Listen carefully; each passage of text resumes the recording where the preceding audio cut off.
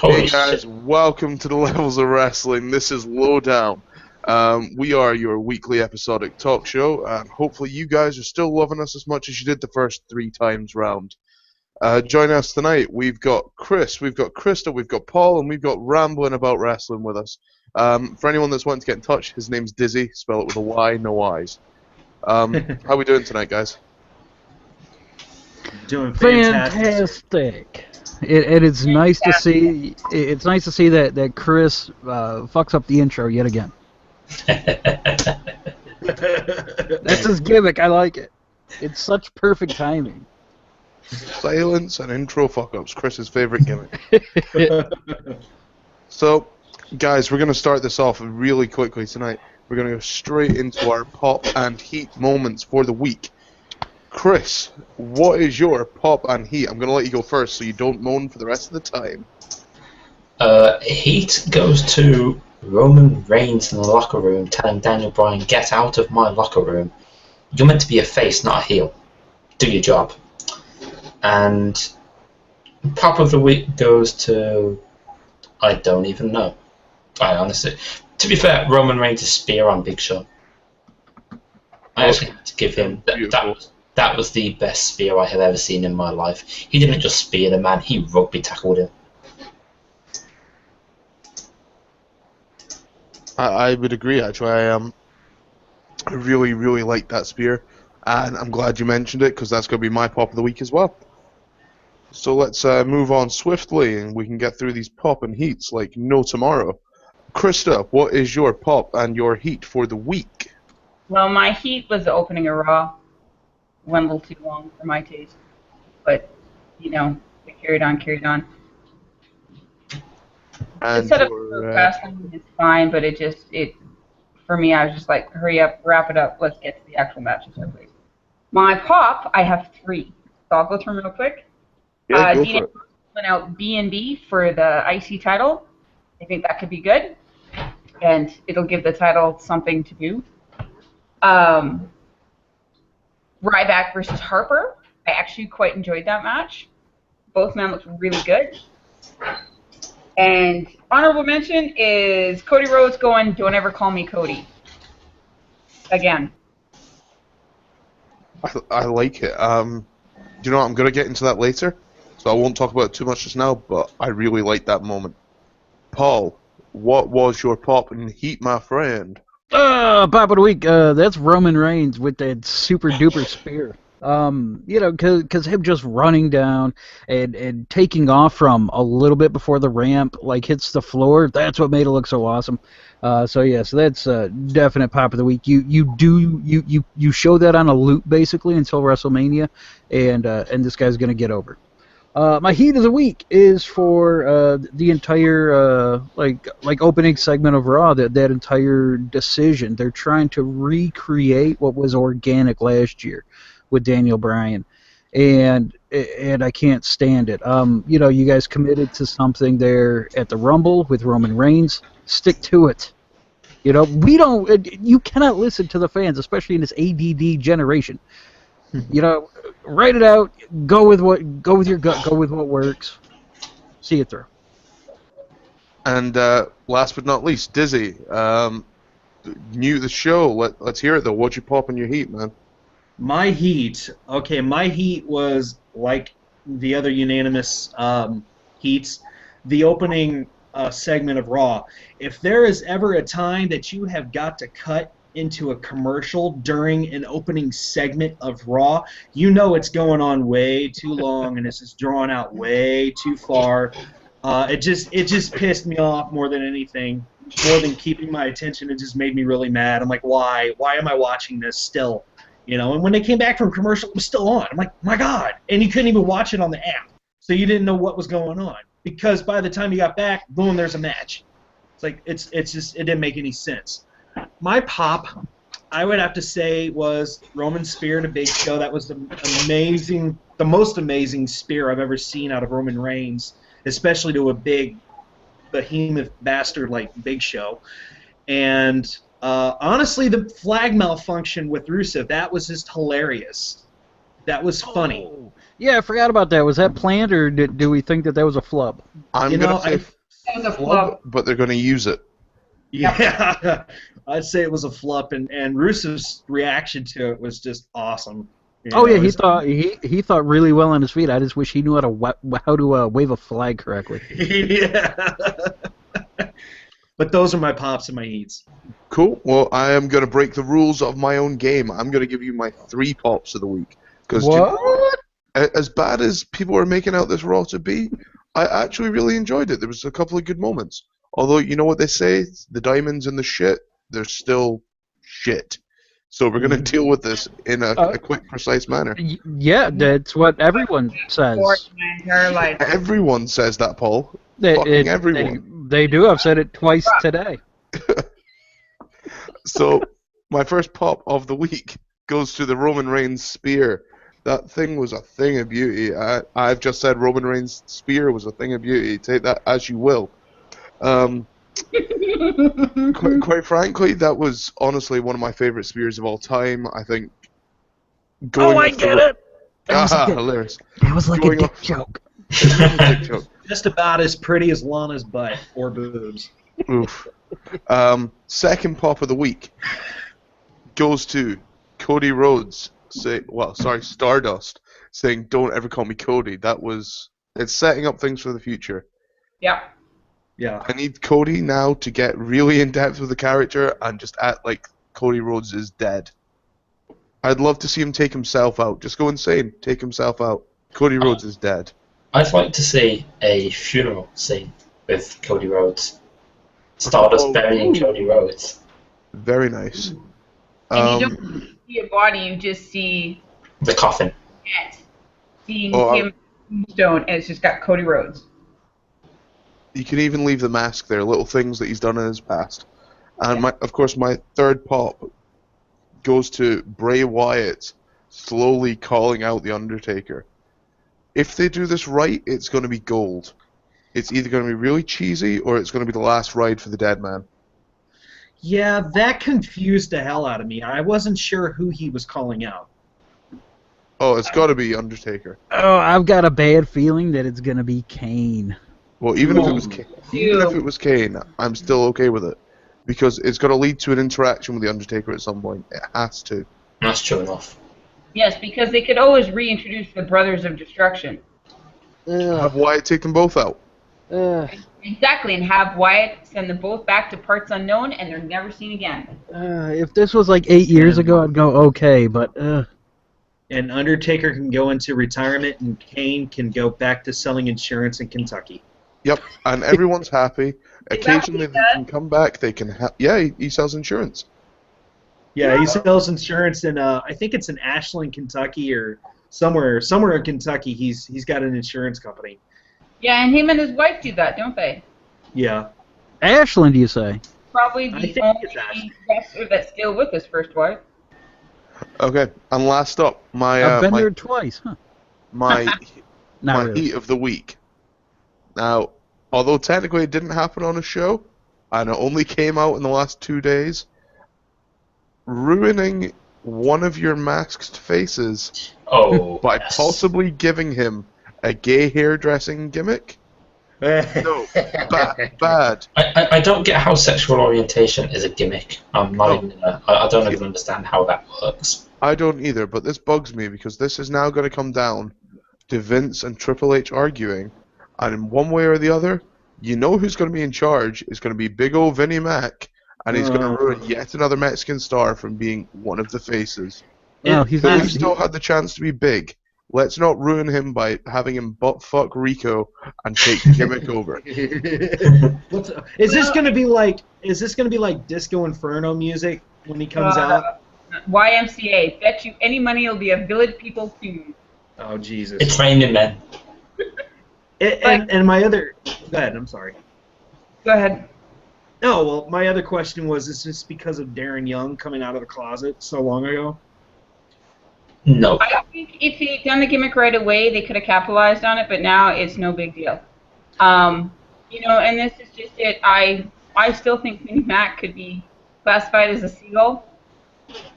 He swoops on in, shits on everything, and then swoops out. Well, Yep, that.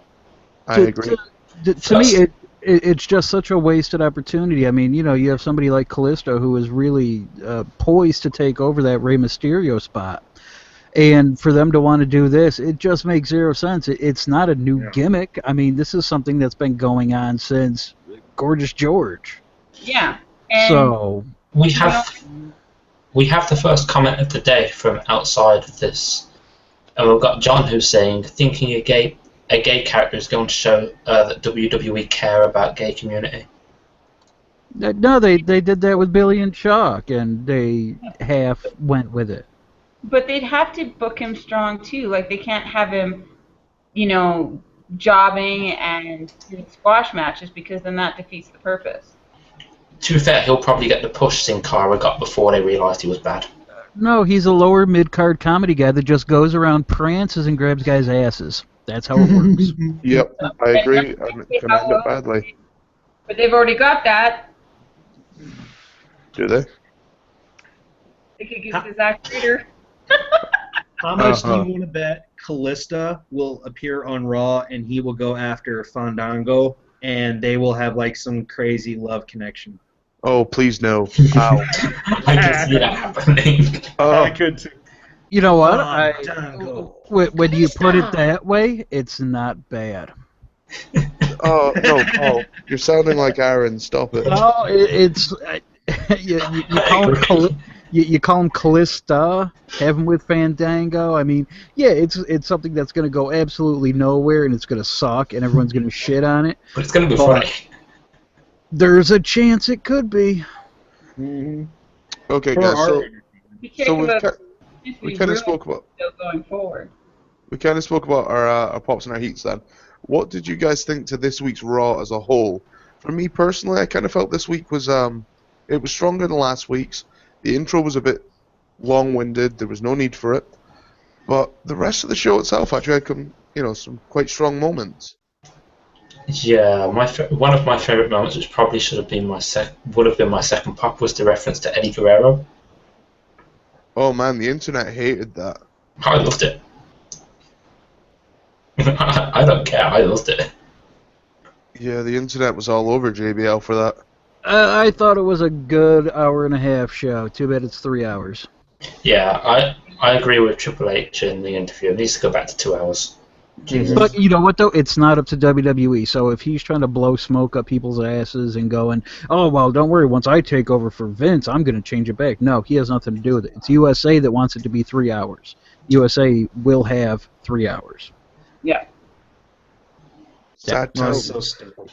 Yep. So for anybody that thinks that this is Vince being all crazy, it's not. It's USA. It has nothing to do with WWE. Yeah, it was in the contract this on, wasn't it? The new one. Yep. So many years. So guys, if you want it to only be 2 hours, quit watching. And the USA wants it to be 3 hours so they can sell more advertising. You got it. Yeah. That's why they want to sell the commercial space. Yep. I thought this commercial, they make big money from those commercials. I thought this Raw was okay, better than most that I've seen.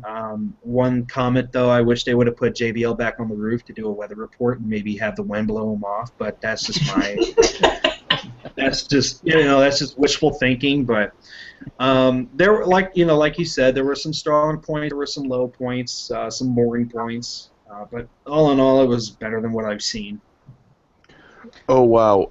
Sorry, just going back to a former point, John Russell 132 just suggested that Adam Rose, Fandango, and Kalisto in a triple threat love triangle for the newly created Fabulous title. I'm gonna one-up them here and say that you name them bluntly the Fabulous Three-Way, and you have them as a stable.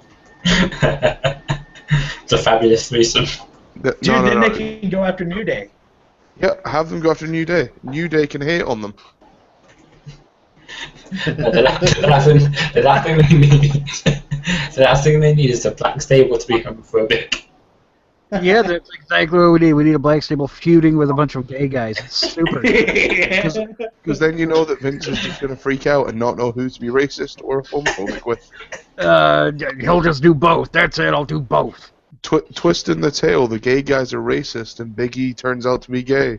It'll be just like the gang wars of the late '90s, except for these will suck too. No, somebody will walk out with a toy, and then another group will walk out with some Twisted Tea, and then we'll just get confused. Oh yeah, you would definitely have one of those segments where Big E and Callista accidentally fuck.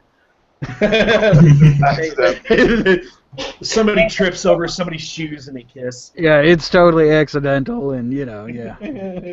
I don't think they did that past the censors. Do you know what's really bad is I can see it now. Callista's hands running up Big E's man chest. Oh, dude. As Big E has a towel on. Oh yeah. I got it, guys. I got it. Let's blackmail. Let's have the WWE blackmail with that segment. Blackmail the USA with that segment and say, if you don't give us our 2-hour slot back, we'll have full male-on-male love fest. We will show Big E Langston titty fucking another man. Oh, wow. I'm so glad we took away the PG rating for the show. Yeah, I know. It's so much more fun. Because I think we've well exceeded that. Yeah, because me trying to say booby fudge somebody wouldn't sound right. I don't know. I think booby fudge could be funnier. That's the estranged cousin of the Cleveland Steamer. So. Booberific, Paul. That's booberific. And moving on to check this segue. Moving on to booberific. We all heard the interview this Monday. Should China be in the Hall of Fame? Yeah. Yes or no? Well, if China goes in, their argument for Chris Benoit not being in goes out the window. Well, I mean, for all the bad that China did, I'm not aware that she killed people. That you know of. That we know of, but, yeah, Benoit will never get in. I mean, yeah, there's no chance. Their official reason is that they don't want to, they don't want to advertise and they don't want to promote what she does. And I imagine it's the same excuse with Benoit. Well, yeah, because he's a murderer. Well, he killed a kid, allegedly. But this is like a twofold thing, though. If China doesn't get in, there's no way Sean Waltman can ever get in either. That's exactly right. Yeah. Yeah. Or be left on the show. But my question is, if China says, the WWE says, okay, let's induct China. How would they induct her? Would they induct her as a singles competitor, or would they induct her as DX? DX. I think she gets both because feasibly they're going to have to. They're going to run out of divas that are of a certain level. Well, and I honestly, like, for me, I think they should induct her just based on the fact she's the only woman that ever held the IC title. Right. That too. Yet she does have the credentials to be in, but I mean, basically what Triple H said, when you cut out the China stuff, when you just really pretty much look at what he said is, if you're in good standing with us, doesn't matter how good of a career you had or whatever, as long as you're in good standing with us, you'll be in the Hall of Fame. Yeah, So, but the thing is, it's Vince. Vince has the problem that she did porn with Sean Waltman. He has that. Vince has no idea what the internet is, so he doesn't even know that tape exists. I would say he does. I'll call you out on that one. And let's face it, I mean, who doesn't? If there's a celebrity, who doesn't have a sex tape out there? Yeah, I was going to say, I'll raise the bar here and say, Hulk Hogan has a sex tape. Yeah. In the Hall of Fame. Yeah, don't worry, Vince doesn't know about that one either. But Don't worry, We filmed that one. I'm sure Vince has one with Shawn Michaels from the early 90s. Because that guy had the biggest fucking heart out for HBK in the early 90s. So. But, I mean, it goes to say that, and this is my personal opinion, you guys can take it how you want it, disagree to agree. I I think Vince gives the divas a lot more shit if they go out there and they do something stupid versus a WWE superstar. Look at what what happened to Emma. She got accused of stealing something from Walmart, and now she's back somewhat. Is she still employed? Yeah, she's still employed. Yeah, she's still employed. It's just we haven't seen her. She still has her, like, you know, she's done backstage segments, she's done house shows. I think she's done maybe one match. But then you look at somebody like Orton, who's done a hell of a lot more, and he's still employed. Well, I have to take one hell of a tangent because this is something John Russell's just said. It's something we haven't discussed: whether or not Conor the Crusher should be inducted into the Hall of Fame. No. I mean, it's a nice PR move or whatever, but I mean, you know, I could live without it. I could too, and this is gonna, and you know, and I understand he kind of was the poster child for Make-A-Wish and how much he touched everybody, but he's not the only child with cancer. Yeah. The only child that is met by the wrestlers through Make-A-Wish. So, yeah, it's nice that they're doing things in his memory and everything else, but there's hundreds of other kids out there battling the same sickness. Well, I think Conor could be the spokesperson if they wanted to for kids that are out there that have cancer and say, hey, you know, you can get through this, even though he didn't. I was gonna say, dude, I don't think he can really be the spokesperson Well, I mean, for his anything dad at this could. point. I mean, his dad could. You know, don't give up, don't stop believing, play some Journey shit, and then go to a toy commercial. I don't know. I could see, like, you know, they do like an overall umbrella thing of, you know, all the Make-A-Wish kids or something like that. You know? Yeah. But I mean, though, you know what though, WWE they do so much that, I mean, you know, yeah, it would be fine. I mean, I don't think anybody's gonna be up in arms if they did it. No. So I mean, if they do it, we're fine with it. So The thing is, if they do it, sorry, on you go, Krista. Like, either way, I don't really care, but you know, just the overall of it's not necessary. I think personally, if they do it, anyone that argues with it is going to get so much backlash from it. Yeah. It won't really matter. It's one of those things that you just have to go along with if WWE choose to do it. Personally, I'm not for it. I don't think they should. Because if they do it with one kid, they've got to do it with another super fan, and then it's a very complicated situation to be in. And then what about, you know, they do a show tribute to the troops, but what about, you know, if they have a super fan as a military guy? I mean, and then, like it said, you do for one, you're going to have to do for all. Like, not every wrestler gets into their Hall of Fame. Exactly. It's taken them to induct Macho Man. well, that's for various reasons. Yeah. When it comes to wrestlers, my argument is anybody can get in as long as they're in good standing. Look at Johnny Rods. Look at Coco Beware. Yeah. In what universe are those guys Hall of Famers? So, China, for the last time, Chris, in the Hall of Fame, yes or no? Yeah, why not? As a member of DX, yes. As a single star, I don't think that they would let her do that. I think they would let her go in as a part of the group, but not as a single star. Dizzy, yes or no? Yeah, as DX, not as a singles competitor. Krista, yes or no? Yes as a stable part of DX, and I would say yes as an individual, just, you know, based solely on the fact that she's still the only woman that's held that IC title. She has the credentials. I'm going to agree with Krista on this one. I think she needs to go in first off as a solo, and then 3 years from now, you put them in as DX as a whole. At that point, everyone stop being an active competitor. You don't have to see another match. You just appreciate they're in the Hall of Fame, and that's it. Then we can leave DX alone forever. We can all watch the Hall of Fame ceremony followed by one night in China, and we can all have a hell of a night. It's fine. I don't think she's going to be around in 3 years. So Just have a big box of lube. yeah. Oh. No, that's for the back door of China. Yeah. Yeah. So, guys, just a quick shout out to our followers tonight. If you guys are following us on here, be sure to go over to levelsofwrestling.podbean.com, click follow on there, and make sure that you keep up with all our podcasts. Because officially, although this is going out on YouTube tonight, you won't be able to hear it on YouTube again tomorrow, as it will only be on Podbean from now on. So moving on, I want to hit the possibly my favorite segment of the night, the You Can't IWC Me. Okay, in this topic, we're going to literally tear apart part of the IWC this week. This week's topic is the cancel the WWE Network.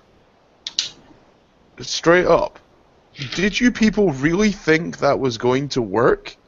You do realise what that was, right? That wasn't asking them. That wasn't them telling Vince to cancel the network. That was them telling other people and them saying that they have cancelled the network. And I'm then just going to point out, Chris, no shit, son. No shit.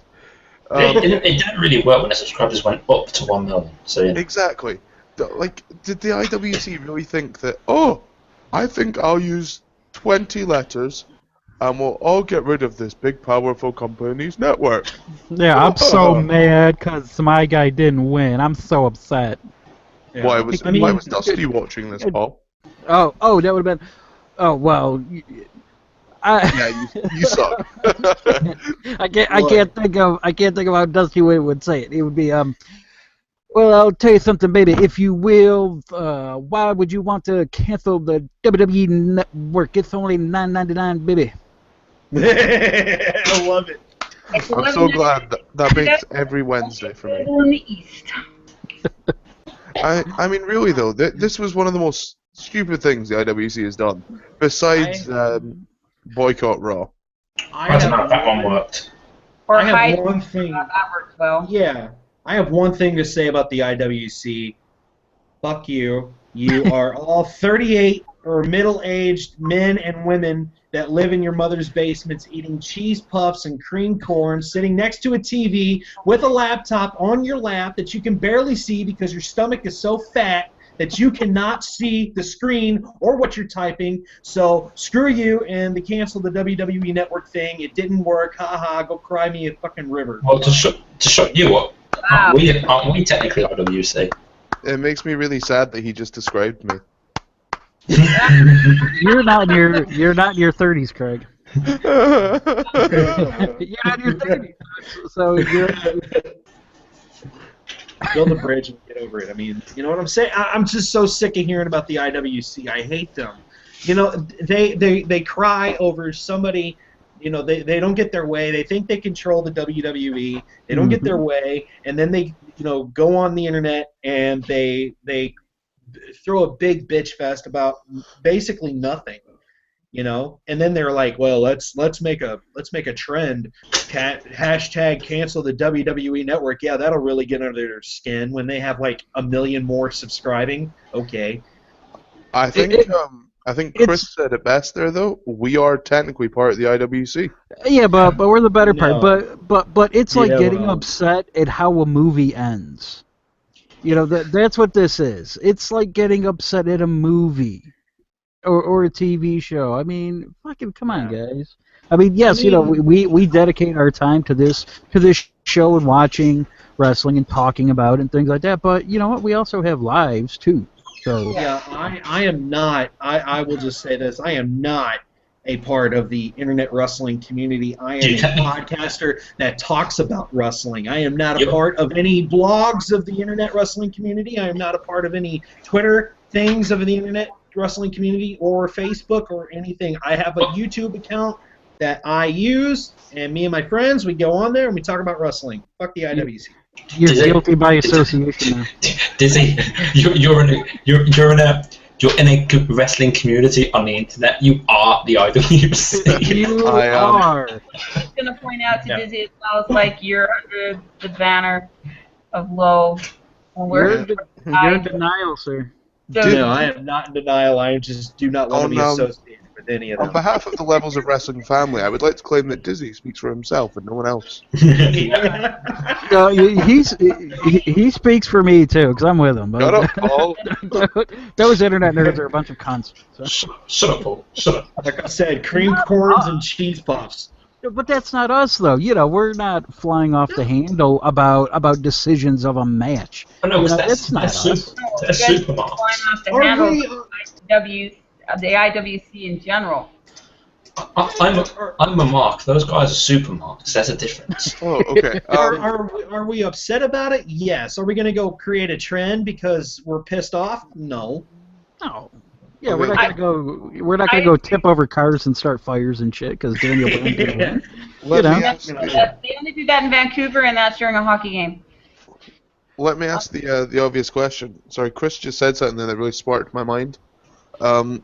Chris, you said you're a mark. Those guys are super smarts and things like that, yeah? Yep. Is it possible nowadays to be on the internet and just be a mark? Because it seems that everyone on the internet knows too much about wrestling already, like the backstage stuff and things like that. True. So wouldn't everyone realistically be a smark if the definition was smart mark? Well, this is what Triple H discussed on the podcast, and I do agree with him in the sense that we are now all smart, because back in the day you had dirt sheets, which were literally a sheet that you had to get your hands on via somebody in the business. You had to know somebody in the business to be able to get your hands on that information. Now, thanks to the internet, everybody has access to that information. Everybody knows about what's happening inside the company. And Triple H said it best. Sometimes people will find out about something on the internet before he'll find out about it. Mm-hmm. I agree with that. I think the internet has honestly ruined the sport of professional wrestling. I don't think it has. I think that all it will take is for it to change. I think that it now needs, and this is where they say about it being a reality era, and that's where they need to use it to their advantage. Rather than try and go against the grain, they need to go with it. There's no element of surprise anymore. We know Chris Jericho returning at the Royal Rumble is a perfect example of surprise. It just has to be well kept. Yeah, but he makes a surprise return every 3 months. But you're never gonna see like somebody jumping companies and not knowing about it.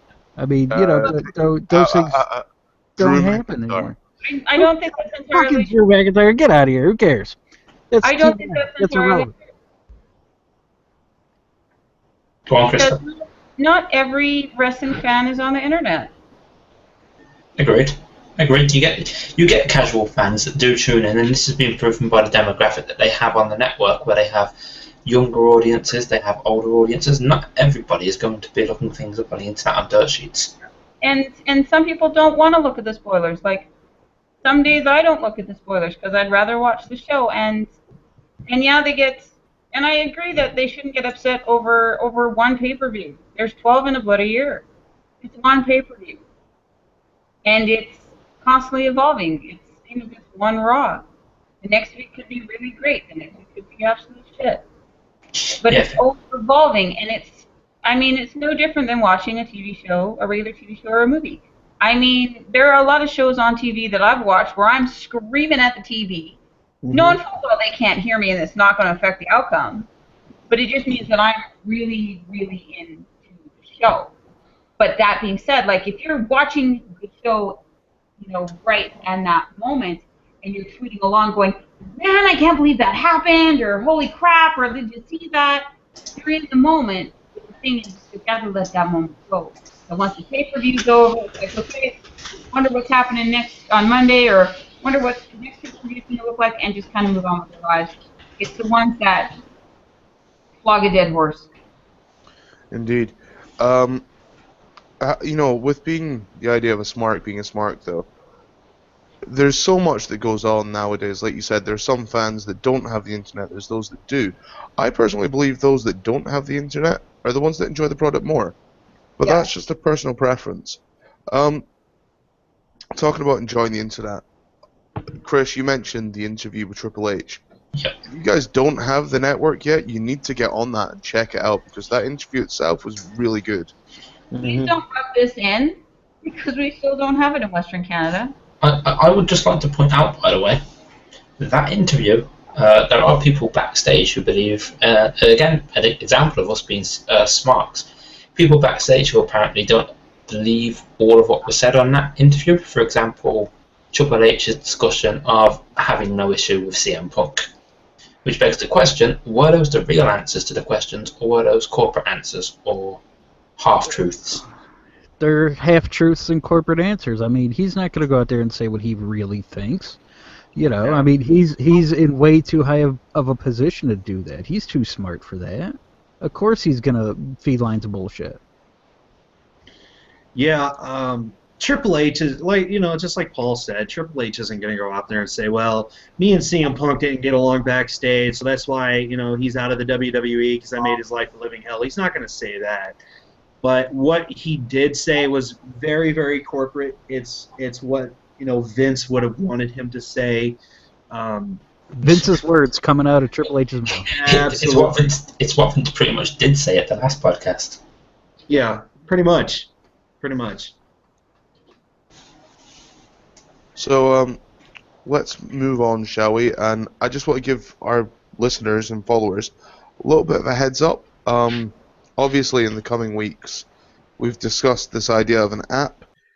This app will be coming to you guys. We're just all going to have to be patient. There's obviously going to be ourselves on there. You're going to have the Ringside Ramblers. You're going to have the Mind of Carnage. And, of course, you're going to have Just Saying as well. That's 4 so far. We just want to know if there's any other podcasts, guys, that you would enjoy seeing under the banner of the Levels of Wrestling, that we can help promote, that they can help promote us, that we can create a larger family for you guys to appreciate and meet wrestling fans of a like mind. Because if this is for you guys, we want you to enjoy the experience just as much as we do. Oh, yeah. And feel free to disagree with us. Oh, of course. I mean, the whole point of this that I started Levels of Wrestling for was opinions. Mm-hmm. People sharing opinions is one of the greatest and worst things on the internet. I was going to say, people having opinions? Nah. Oh, but people love sharing opinions on the Levels of Wrestling Twitter page, which leads us very nicely to our favorite award ceremony that we do every single week. The one that I know Paul loves personally, the one that I know quite a lot of our followers love, and the one that, if I'm honest, I'm glad that we should be copywriting, because we move on to what we call hashtag Weekly Wasim. Woohoo! This week, our Weekly Wasim goes out to that petulant little shit that decided to tell me she's not a mark. He's, in fact, just a normal person that doesn't enjoy wrestling. If you're not a mark, then why in the blue fuck child do you have AJ Lee as your profile photo?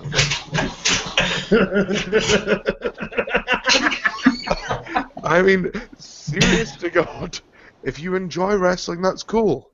You don't have to be a mark. Don't see being a mark as a bad thing. A mark is a good thing. It means you enjoy the product. But don't tell me you're not a mark when you've got a wrestler as your profile photo. I'm sorry. Bad, pathetic fuck. I'm sorry, but that laugh from Paul just clinched it for me. And of course, that laugh will eventually be on our podcast soundboard that you'll get nicely on our low app for the low cost of £0 to £0. Wait, yeah, there's also an honorable mention. There is, because these guys were top notch this week. We have a second, or let's not say we have one Weekly Wasim this week, shall we? We have 2 Weekly Wasims. Whoa, 2! 2 Weekly Wasims. Whoa, bang! In fact, there could be a whole 50 of them. We don't know. Because they hide behind a nice photo of Sting. A nice photo of a man who I believe is great. But when you come at me, you fuckers, with all your abuse and all your shit telling me that we're going to war, don't think you're going to get away with it. Because I'm not going to ignore you, you fucking troll. I'm going to sit here and tell you how wrong you are. So, Suicide Cast, you and I, let's ignore the fact that you want to go to war. Let's just say, let's not call us out again, because you'll lose quickly.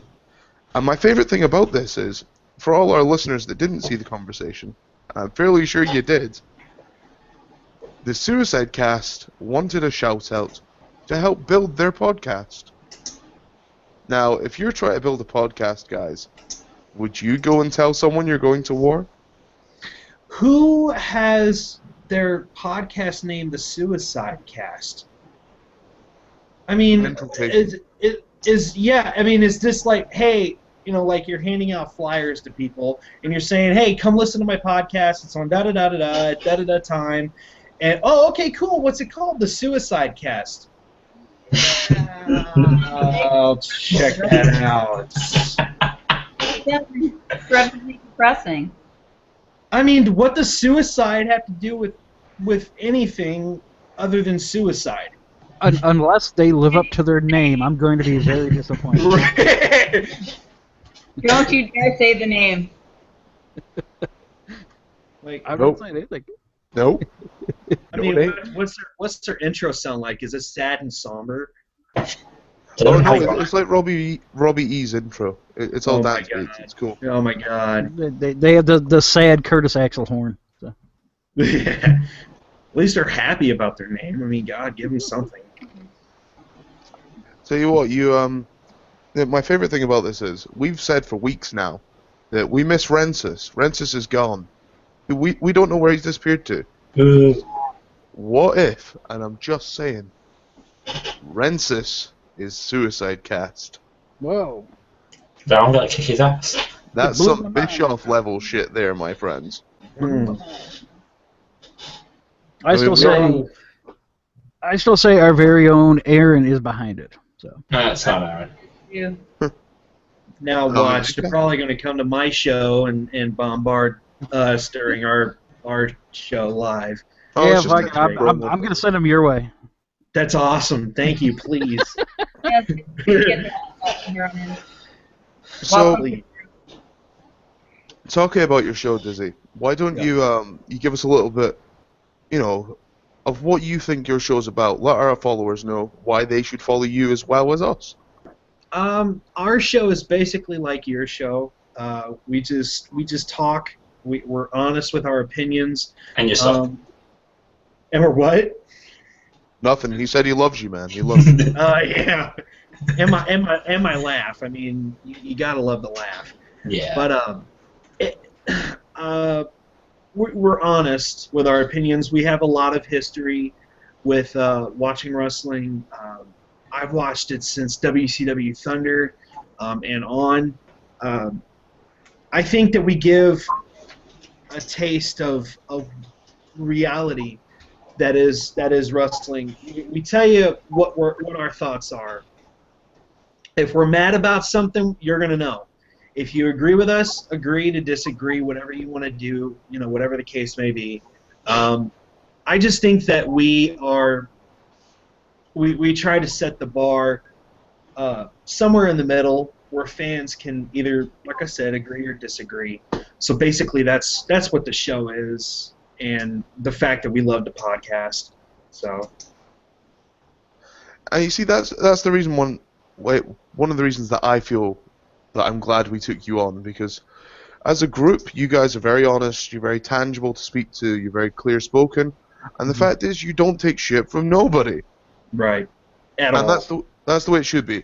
And it's really good to have. Yeah. I'll tell you what, talking about taking shit from nobody, recently, spoilers for those who haven't watched Raw, we're going to come up at Fastlane with this nice decision from the Royal Rumble that Daniel Bryan will now face Roman Reigns at Fastlane. And the winner faces off at Lesnar at WrestleMania. Oh, guys, we have to get Roman Reigns over ASAP. What do we do? I know, let's stick in the match with Daniel Bryan. Yeah. Thanks a lot, IWC, because I blame you on this. To be fair, You complained. I mean, you complained about it. You booed Roman Reigns when he won the Rumble, and now we have to see more Roman Reigns defending his honor that he won the Royal Rumble against Daniel Bryan, the person that's been the B-plus player for so long, the person that had the WWE Championship for, 20 seconds, and then Triple H screwed him over. Yeah. I'd just like to point out here, the original idea for Fastlane was a last man standing match between Roman Reigns and Big Show. I would take Roman Reigns and Daniel Bryan any day of the goddamn week over Big Show again. Well, yeah, I would too. Then shut up. You shut up, sir. No, I hate this. I hate this idea of you doing everything so calculated at the Rumble. Yeah. I agree. I think the Rumble is the pinnacle. That was what everyone looks forward to.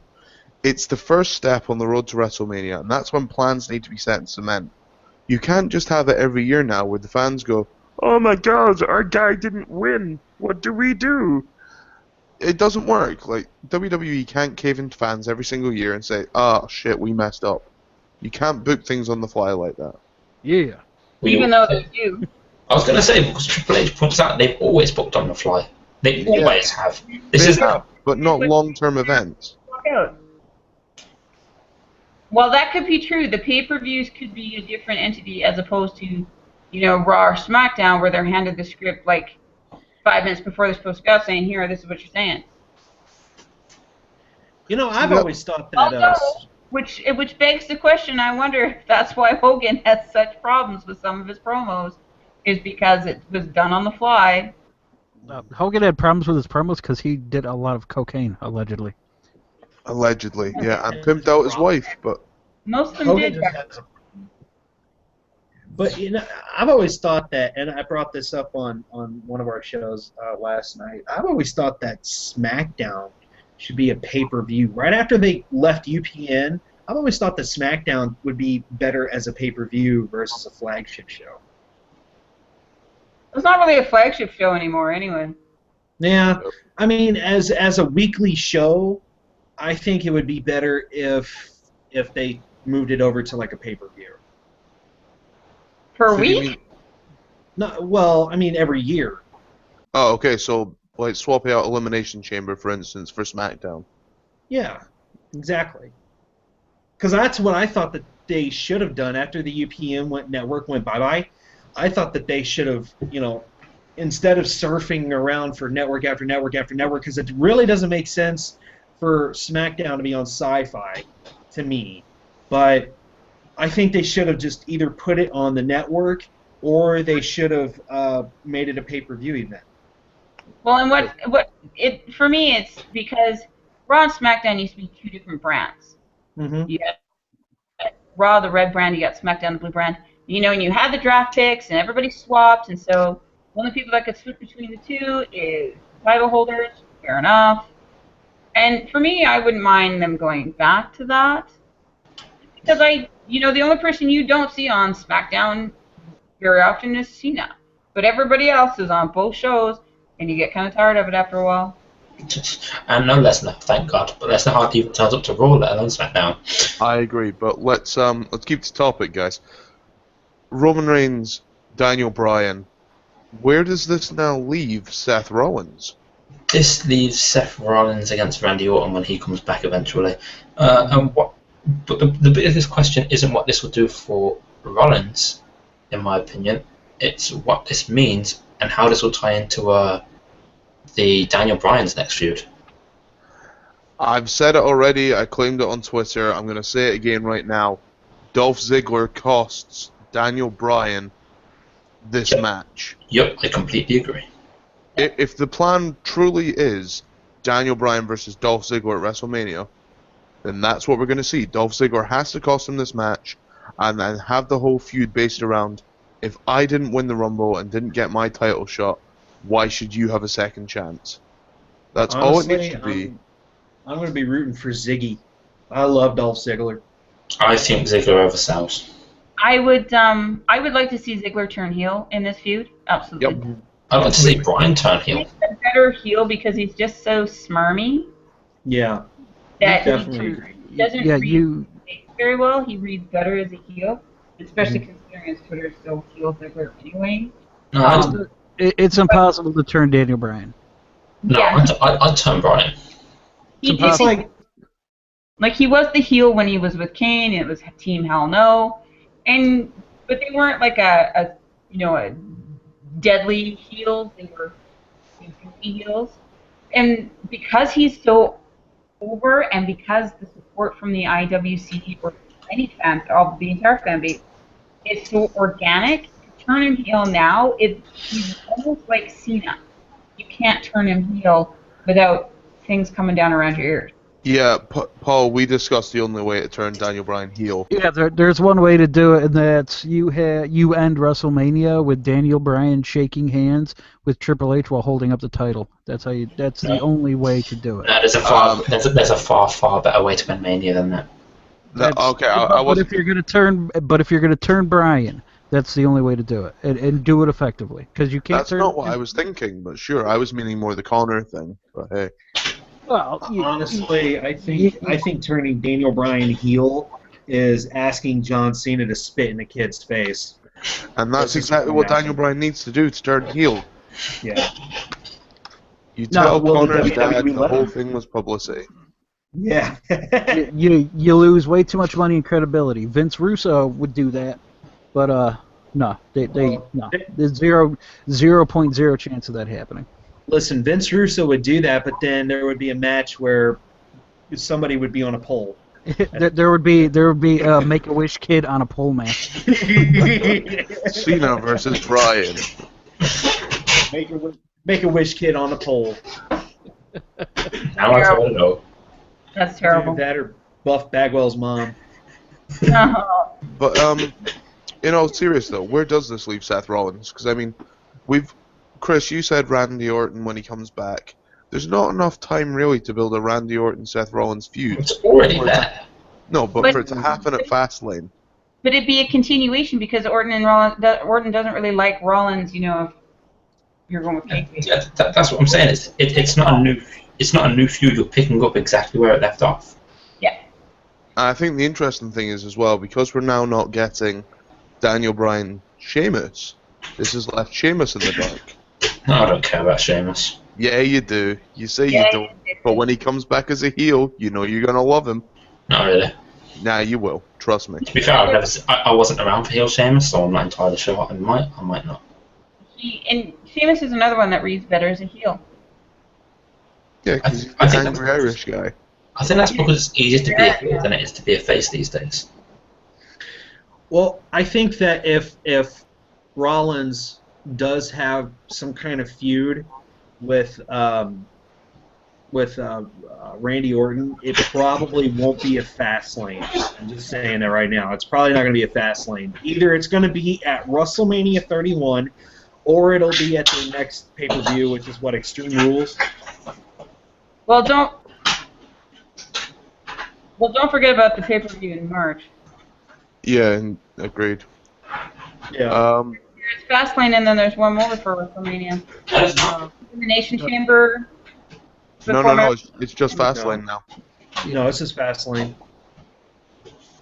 Just go be Fastlane and then WrestleMania. Yeah, they did away with the Elimination Chamber when they thought of Fastlane because they're complaining that some of the stadiums couldn't hold the Elimination Chamber. Which is sadly true. Which is sadly stupid. It is stupid. So obviously the outcome of this match at Fastlane will determine whether Vince and co. change their minds with Roman Reigns, or it's going to show exactly what we thought was going to happen in the first place, and Reigns was going to go on to face Lesnar. Which way do you want to see it go, and which way do you see it going, guys? You gotta stay the course. You gotta Roman Reigns versus Brock Lesnar. I'd rather see that at this point because it would make no sense to. It would absolutely be Roman Reigns versus Brock Lesnar because Brock Lesnar would destroy Daniel Bryan. Well, it's not necessarily that. It feels shit for the winner of the Royal Rumble to not main event Mania. Like that will just take away the entire meaning of the Rumble. Yeah, this is all just a big suspension build-up. Well, even more than that, it would give the fans even just that more sense of entitlement that, oh, well, look what we did. We got them to change WrestleMania. You can't do that. You cannot let the fans have that much power. Can't happen. Plus, cannot happen. Yeah. Plus, it's gonna help push Roman Reigns better in a better direction. Yeah, because Reigns doesn't necessarily have to win at WrestleMania. Yes, he does. Yeah, he does. Yeah, he does. Does he? Yep. Yeah. Yeah, he does. Do I know how you do that? You have the double turn. You have The- Heyman align himself with Reigns at the end of the match, and then Rollins cashes in on Reigns, and Heyman aligns himself with Rollins. No, that's too many moving parts, and you can't undercut Roman Reigns like that. They have to stick with him. Mm-hmm. Or what I could see happening is that Roman Reigns and Daniel Bryan at Fastlane, and for whatever reason, it's not a clean finish. They decide to do a triple threat. You got Daniel Bryan, No. Reigns, and Brock Lesnar in the ring, making a triple threat match. So Reigns doesn't necessarily have to pin Brock to win. No, That's even worse. No, this is not going to happen purely because, and Vince said it. Ironically, Vince said this after all the years of John Cena being in the main event. He said he doesn't want to go to the well too many times. Yeah, like I said, ironic as hell considering all the times that John Cena's main event at Mania. But what it comes down to is if you're going to cement a new face, which is what they're trying to do, it's the whole point of this. They're trying to cement a new face for the company. You do not have him win by not pinning the champion. You have him a one-on-one match with the champion, and you have him overcome the odds, or you have him beat the champion, or whatever. You have it happen. That is the way to cement a face. Yep. And you have to do it clean too. Yeah. No shady finishes. Clean. When I said about Heyman, by the way, I didn't mean like a dirty finish. I meant like Heyman's amazed that Lesnar wins. He runs out. He holds up Roman Reigns' arm or whatever, and then Rollins comes out and cashes in, and then Heyman jumps ship and goes to Rollins. I could see that on some random pay-per-view, but not WrestleMania. No, I not mean, and But I could see it on Raw afterwards, actually. right, Yeah. I could totally see Heyman and Reigns getting together, though. I will meet you halfway there. Hey, What? Heyman's not going to turn his back on Lesnar because Lesnar cannot talk on the mic. no. Lesnar's going though for the most part. It's believed that he's going to be going to Bellator. But So my neither can question is this, though, Reigns. fellas. My question is this. Okay, so you have Reigns dominate Lesnar at WrestleMania, Yep. or not have him win by the skin of his teeth. And then you have Rollins cash in. Now, does Rollins win, or does he get to?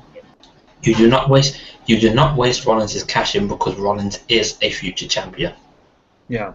But doesn't he have when does that expire? When does his contract Money expire? in the July. Bank in July.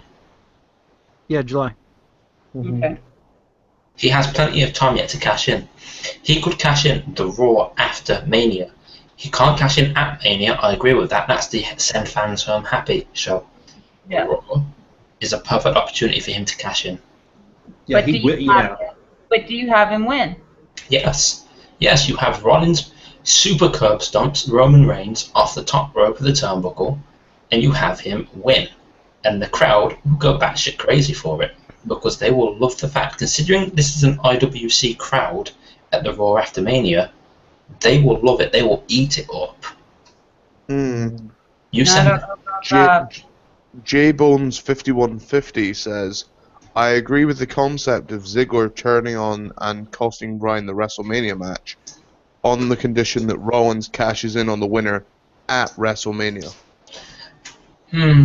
I would see it because Rollins seems like the type of guy that would be the first to do it in the main event. I have to admit, I am not a big fan of the fact that nobody has ever really cashed in at Mania. I know Edge has done it, but no one's cashed in to send the show home, sort of thing. Mm-hmm. You can't do it this year. I mean, you have too much invested in Roman Reigns. I mean, I can't even see Seth Rollins beating Reigns when he cashes in. I can see Roman Reigns retaining the title. Honestly, I can see Rollins. By the way, what's up, J-Bone? I can see Rollins winning because they've invested a lot of money in Reigns, but look at where it's gotten them. I mean, they sent this guy to acting class, and he still can't work the mic. It's not even that. I mean, the best way to have a face is you have the face chase the title. Even if you have Rollins cash in and win, you then have Roman Reigns invoke his rematch clause. You have Reigns versus Rollins as a feud. You can still keep him as a face in the title picture, but you have the belt on Rollins. That's gonna make Roman look like a chump. Yeah. Not if he absolutely steamrolls Rollins. But this is the thing is, though, that if Rollins wins, he'll have to win by being in the right place at the right time, because if you have Rollins wins, and then all of a sudden Reigns steamrolls him, like, that makes no sense. Well, if let's say Brock Lesnar turns up on the Raw after Mania, and Brock Lesnar is not happy with the fact that he lost and he takes out on Roman Reigns, you have right there your golden opportunity. Yeah, but Brock also has a rematch clause. No, Does he not? it wouldn't matter because more than likely WrestleMania will be his last night. Yeah, the whole rematch clause and the whole decision, for me personally, comes down to whether Brock Lesnar has signed a new contract. Yeah. As much as they're building Reigns Brock's up, not gonna. Yeah, As Brock's much not as gonna sign. no, I don't think he will either. But Probably as much as they're building up Reigns, and hear me out on this, I've said that Reigns should win at Mania, but if Brock Lesnar is staying on past WrestleMania, I expect Reigns to lose. Yeah. Same. That is only if Brock is staying on. I agree with that because the title makes sense on Lesnar because he is shown to be the dominant athlete in the company. And that's not just down to how he wrestles, because even though people say, oh, he only uses German suplex, he puts on a 5-star match for a goddamn German suplex. This is one move almost. He has 2 moves in a match and he still puts on a 5-star match because he can tell the story better than most people. I mean, you tell me, when did Brock Lesnar pick up the belt? SummerSlam. SummerSlam. Right. Now you tell me, if he holds that belt longer than CM Punk did, he's going to get so much heat. It doesn't matter where you're from, the internet will hate him more than they already do, because he doesn't show up and he held the title longer than CM Punk. But that's okay because he's the type. He is probably the one wrestler who can stand that kind of heat. Exactly. So I was going to say, the longer this guy holds the belt, the longer people will believe that he is unstoppable. Yeah. I was going to say, to be fair, you say that people hate him more than they already do. He's the guy who ended the streak that nobody wanted to happen, and he still ended up cheering him at the Raw after Mania somehow, because nobody understands how that really happened. Stupid Heyman. Heyman answers everything, doesn't it? Yeah, it does. Tell you what, let's move on to the next little thing that we spotted on Raw as well. We've discussed it a little bit, the whole idea of the Cody Rhodes Stardust / Goldust / Dust Brothers. The whole dilemma that's happening there. Paul, I'm going to let you go with this first, because I know you're not fond of Stardust. Where do you want to see this go? Stardust is everything I have ever hated about pro wrestling. Past, present, and future. I hate everything about it. I just want it to go away. If that means that they have a final match at probably Fastlane, because there's no way they're giving these 2 time on WrestleMania unless it's a pre-show. I know what's going to happen with that. I just... Dustin Rhodes is the best worker on the roster. Cody drives me insane. I like Cody Rhodes, I just hate Stardust. So, anything to get Cody out of Stardust, I guess. I'll be happy, but it won't happen. So. Paul, one word for you: SummerSlam. No, they don't have that kind of patience. They'll probably have a blow-off match on a fucking SmackDown in 2 weeks. Main event. I'll jump in quickly just before I ask the other guys. Personally, I think 2 weeks from now, you're going to see, over the next week, you'll have more build-up. 2 weeks from now, you see Dustin Rhodes come out without the gold dust paint on, and he tells Stardust, referring to him as Cody, that it's just paint. They can wrestle without paint. He chooses not to. But Stardust has lost it and he's gone mad. 3 weeks from now, you see them... Stardust take out Dustin. And at that point, the camera pans up and you see Stardust in the gold dust paint. Ugh, yuck. Mania, you're going to have Stardust versus Goldust with Dusty Rhodes at ringside. It's gonna happen. With Dusty Dust as a special guest referee, if you will. Yeah, I honestly believe it can happen. And you know that Vince will do that because he doesn't really like the Rhodes anyway. Not at WrestleMania though. I can't see that. I think it's going to be a second match on Mania. Pre-show. Your pre-show is going to be a tag match. Your pre-show is going to be one of the biggest storylines? I don't think so. Then they'll do 2 pre-show matches. I can see that. No, your pre-show will be a tag match. I can see them doing Goldust versus Stardust at Extreme Rules. Yeah, I see that. Yeah. More than anything. Not Mania because it's too fast. Not Mania because that'd be a waste. Whatever happens, Goldust has to retire. Yeah. Yeah, totally agree. We've had a point. What were you gonna say, Chris? I was gonna jump back for a second, back to the Reigns thing, but I'll do it after. Okay, no problem. Krista, where do you want to see the Stardust Goldust go? Well, I'd like to see them face off against each other because I think they'd have a really good chemistry in the ring. I'm not really stuck on the whole Stardust taking on Goldust makeup because Stardust has hair. But I could see them kind of building the tension, and see it blow up at a pay-per-view like Extreme Rules or even Payback. Because, I mean, that's what it is. It's Payback. So Stardust could pay back Goldust for everything or not. You know, and give them an opportunity to have like a match because they have some great spots. They really do. You know, with their in-ring work. So I could see them absolutely blowing it off at Extreme Rules or Payback. Okay. Disney, what about you, man? Well, as much as I hate to say this, I honestly see one Raw or maybe a pay-per-view or something like that on the pre-show. Goldust and Stardust are tag teaming. Let's just say it's a pre-show. Let's say Goldust and Stardust are tag teaming. Stardust gets mad at Goldie and does a maneuver on him. He leaves. He ruins the match. And Goldust gets to Mike, and he tries to call him out, talks to him. Nothing happens. On Raw, he gets a bigger spot, and he doesn't come out in the face paint. He just comes out as Dustin Rhodes. And he tries to call out Cody. Not Stardust, but Cody. Stardust comes out, says Cody's dead. They babble on, and then that leads it up to maybe Payback, maybe a little bit earlier on in the pay-per-view season.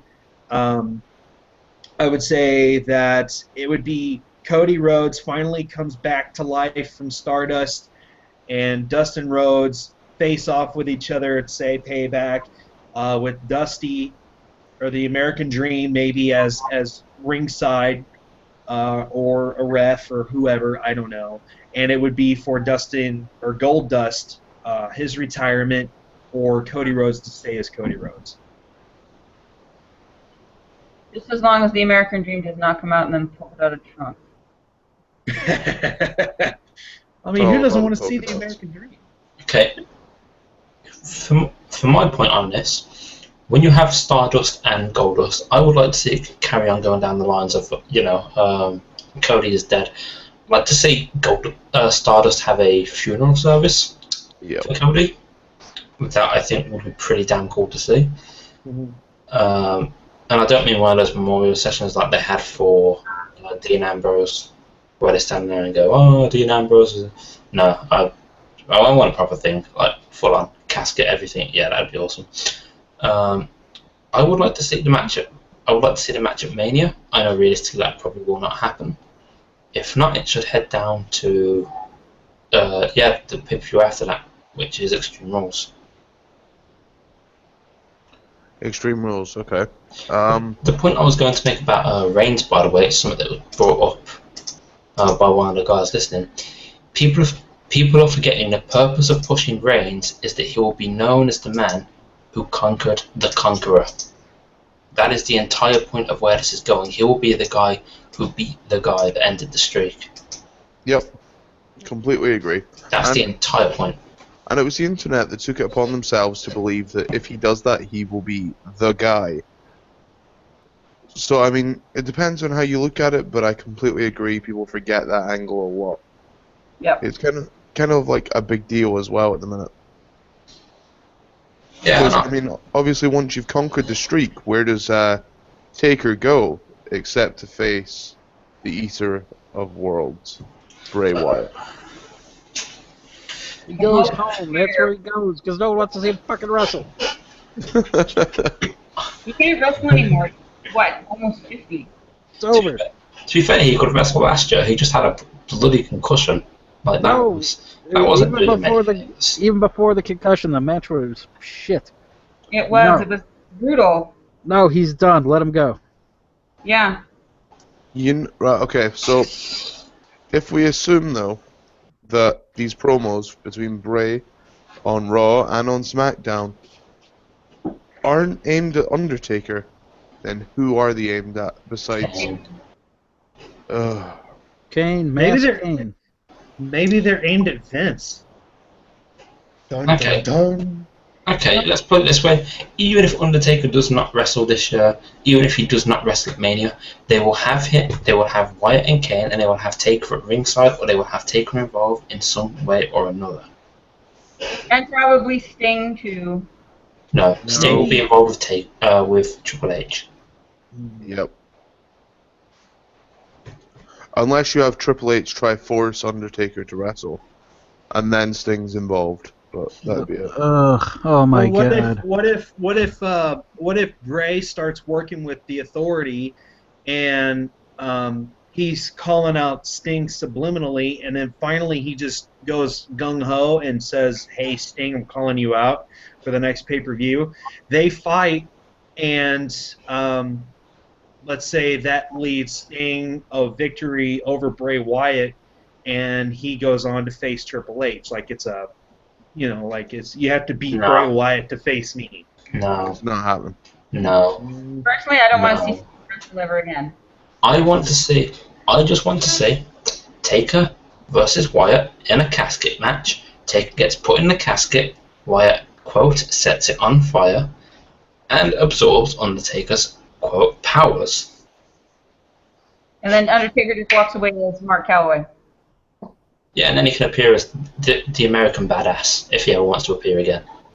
I am If he, honest to God, if Bray Wyatt is calling out the Undertaker, for the next 4 times that he's shown on TV, he needs to come out as the American Badass, and Bray needs to demand that he sees the dead man, not the American Badass. His final send-off needs to be at Mania, and he dies a death as the dead man. Yep. John, being John, has just pointed out that all of Bray Wyatt's promos are blatantly aimed at the Miz. Of course. Got the Miz? Yeah, that's funny. Speaking of the Miz, where do we see Miz and Damien Sandow going? Unemployed. I honestly, it's gonna break down. I don't think it's gonna be a big deal. Maybe the second or third match of Mania if they want to make a big deal out of it. But other than that, it's gonna result in Sandow breaking up with him, and realistically, quite possibly being left with nothing. No, Again. there's no way they're giving these two a singles match at Mania. No, Yeah. ever. I'm sorry. No. I'm sorry, but years and years and years ago, people would have said the same thing about Triple H after he had his gimmick as Yeah. Hunter Hearst Helmsley. That rich playboy or whatever he was. Yeah, Hunter Hearst Helmsley. He was the French intellectual, wasn't he? Yep. Yeah, when he was Hunter Hemsley Hurst or whatever it was. Yeah, Hunter Hearst Helmsley. So I Yeah, mean, but there's a difference though. I mean, Triple H he already had backstage pull. From Yeah. pretty much like the moment he got No, he there. didn't. Sandow is a comedy character. That's it. Yeah. This is how it's going to go down whenever they face off with each other. If they do, I don't know. Miz is going to go back to making DVD movies, and Mizdow is going to go back doing stupid gimmicks, actually funny gimmicks, or maybe interrupting a pre-show by getting a mic. Don't forget Damian McMahon. Absolutely. I could see them having their blow-off match at Fastlane. That could happen. Maybe. Oh wow! What if they have their blow-off match at Fastlane, and then Damien Sandow wins the Andre the Giant Battle Royale? Oh man, That'd be awesome. You know he's going to get cheered. You know he's going to get the pop for it. You have the final two guys as Miz and Mizdow, and you have Sandow eliminate Miz for the final time. I wouldn't mind. I think what they need to do though with Sandow is they need to have him get serious. They tried that, and he won Money in the Bank, and he lost. So. Yeah, you forget who he lost to. Yeah, there's way too many other talented wrestlers for us to even consider him to be a main eventer. Yeah. I could see him being mid-card. Yep. Yeah, he's fine as a mid-cutter. Give him a nice IC title run, something like that. Even better, make him a manager. Yeah, or even a U.S. title run. But he's a mid-card guy. The same as The Miz is a mid-card guy.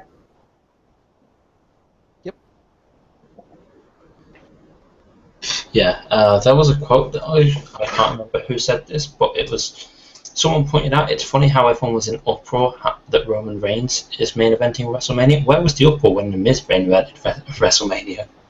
Oh, it was there. It was there. But they masked it by having Cena and Rock involved. So Yeah. I mean. So let's say sorry, you just said about Cena there. Cena Rusev. It's safe to assume that Cena's winning at Mania, yeah? No. No, I don't think it's safe to say. Cena will get the most promotion, and they will use that promotion to put Rusev over. Yeah. Interesting. I mean, it wouldn't surprise me if he won. You know, I'm gonna go into that match thinking that Cena will win. So, you know, if the opposite happens, I'll be pleasantly surprised. I'm going to go in expecting Cena to lose, and if the opposite happens, but it's Cena, I'm not exactly going to be surprised, am I? I think it could be a case of he wins by disqualification. But it could go either way. I'm assuming Cena will win, but like Paul said, if Rusev wins, I'll be pleasantly surprised. I would love if there was like some kind of Mania moment where Cena taps out. I was going to say, keep in mind that Cena hasn't tapped out since Kurt Angle. Yeah.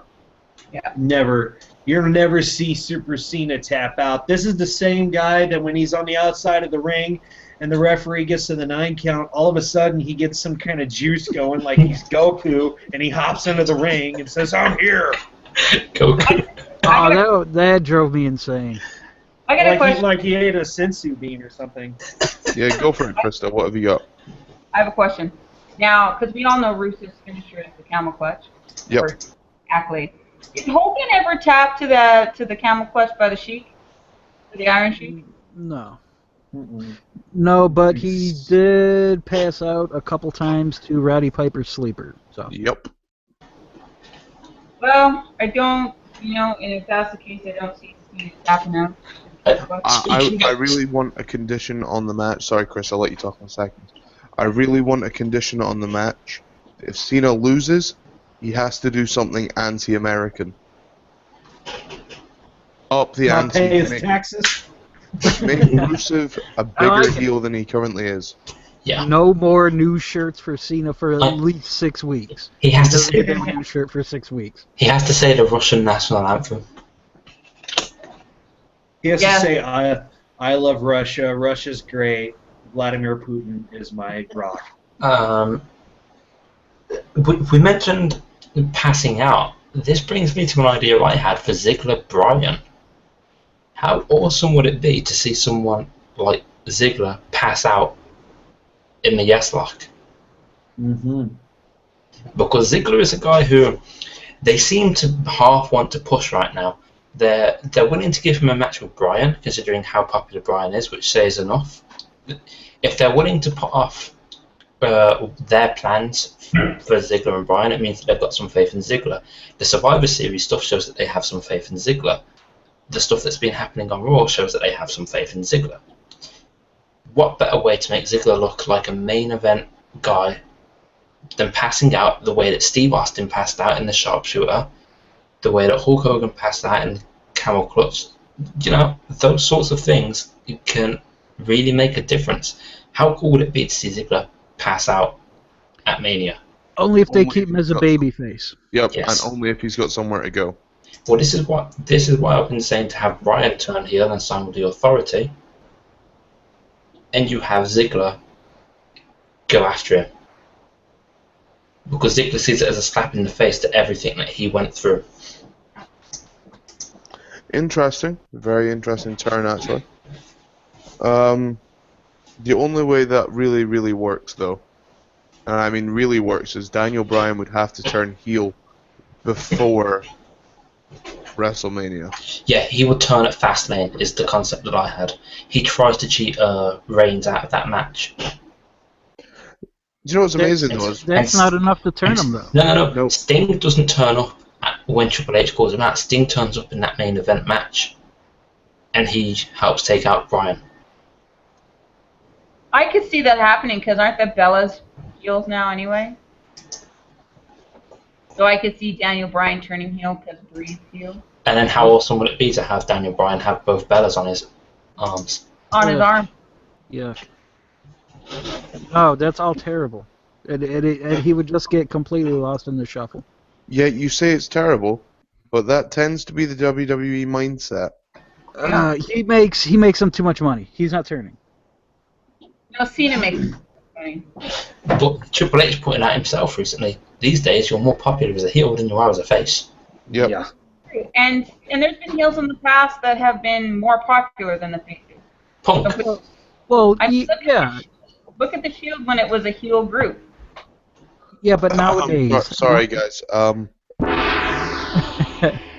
But nowadays, though, if you're over as a heel, you're a babyface. That's how it works. Mm-hmm. So, I mean, you know, it's Bizarro World that everybody's too smart for the Yeah. product. You know how Lawler used to say that Canada was like Bizarro World? Yep. Canada is now the right way round. Yeah, Canada's normal. It's not often you get to say that, is it? What was that, Krista? I said we in Canada have always been normal. Thank you. Oh yeah. Yeah. I resemble that. That's a good one, Krista. Guy. Okay. Not your guy, buddy. I'm not your buddy, pal. We've Not your pal, friend. Okay, we've discussed money. We've discussed Mania. There's a blog that you wrote. Yeah. But Now, what happens after Mania? what happens after Mania? You said it happens after Mania, so go ahead. Oh, right, okay. For those of you who are listening that don't know, earlier on today I released a new blog post essentially suggesting that this year would be Vince McMahon's final year as the head creative director of WWE. Now, many of you will be questioning, like, oh my god, it's Vince, he'll never go. He has to be in control. That's all well and good if the company was privatized. With shareholders now all in demand of change of product, when you get the worry of people walking away from a product or losing money for shareholders, they will request change, and people will see change. You've already seen it with fans booing faces, cheering heels, demanding that certain people be pushed.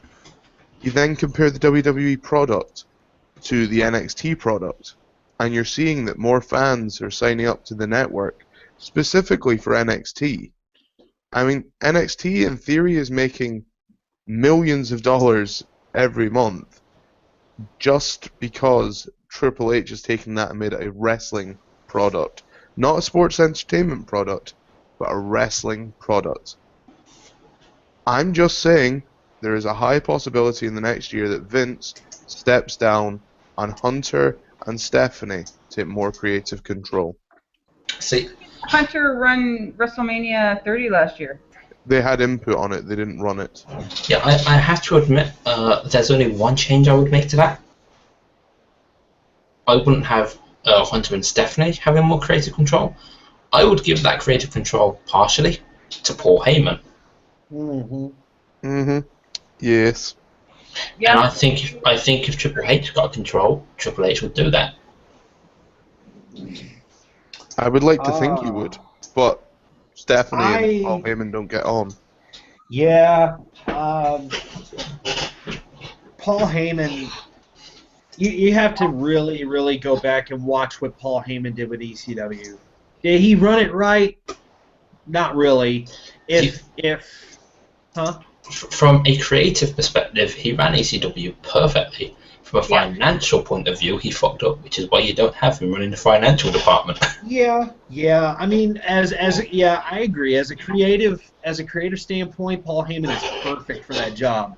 Would Stephanie allow it? No. But Should she? Yes.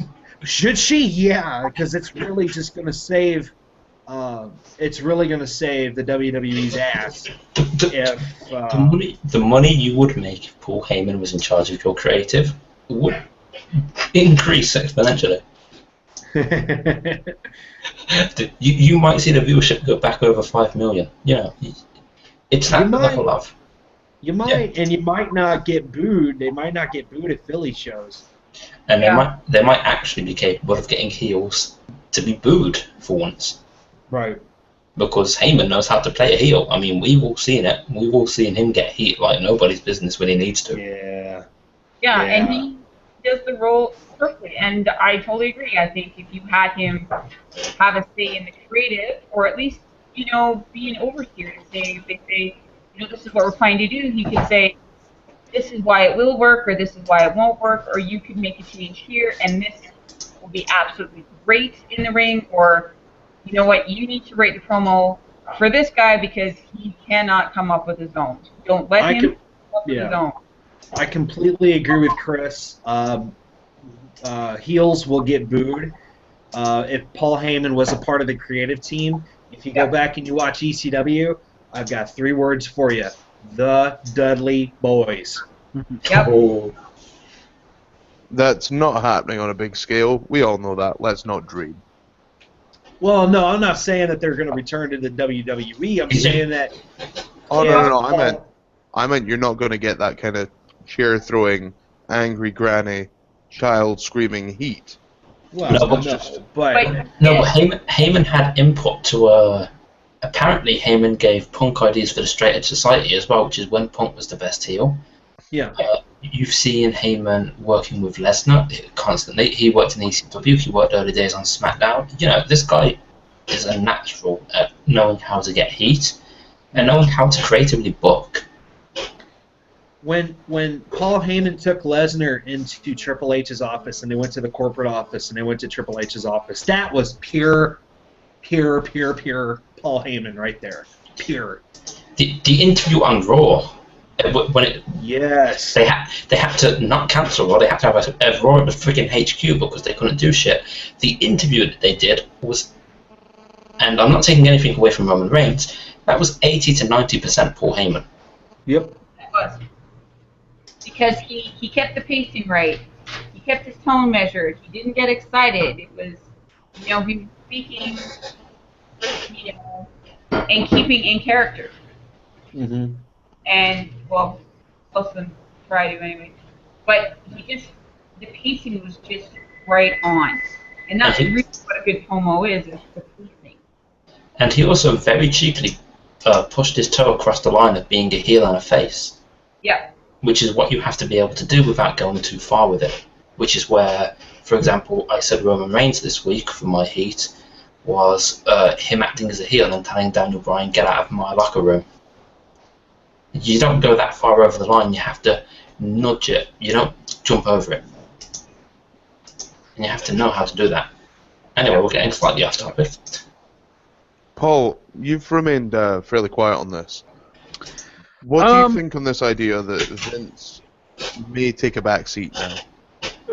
I totally think he should creatively. I mean, it's obvious that his ideas are not good anymore. They're just not good, and it's so obvious that when he has input into the show, what happened to the days of Vince McMahon having his notebook and having a year's worth of angles planned out? What happened to that guy? Where now, it's the show's going on and he's rewriting it. You can't expect a business to succeed when you're constantly on the fly like that. You cannot give the fans that much power, and even more so, you cannot give Stephanie McMahon any bit of power inside of that company. Listeners, She's a fucking idiot. She cannot have any power in that company. Listeners, tonight, let us know your thoughts. Should Vince McMahon take a step back creatively? And if so, when would you like to see it happen? Yesterday. No. I like that answer. Sometime Monday. Last Monday. To be honest with you, the only reason I wrote this article is because I sat and I watched NXT, and I went, do you know what's really refreshing about this? There's no Vince. There's no fart joke. Yeah, there's only an hour. There's no fart jokes. There's no vomit. There's no use of a giant hand coming out of an old woman's vagina. Hey, that was good. Shut your whore mouth, Paul. I'm a Mark Henry Mark. So. Yeah, I'm a Mark Henry Mark too, but dear God, I'm a Mark Henry Mark, not a Mark Henry Hand Mark. I am. Wait, you're forgetting something else too. Sexual chocolate.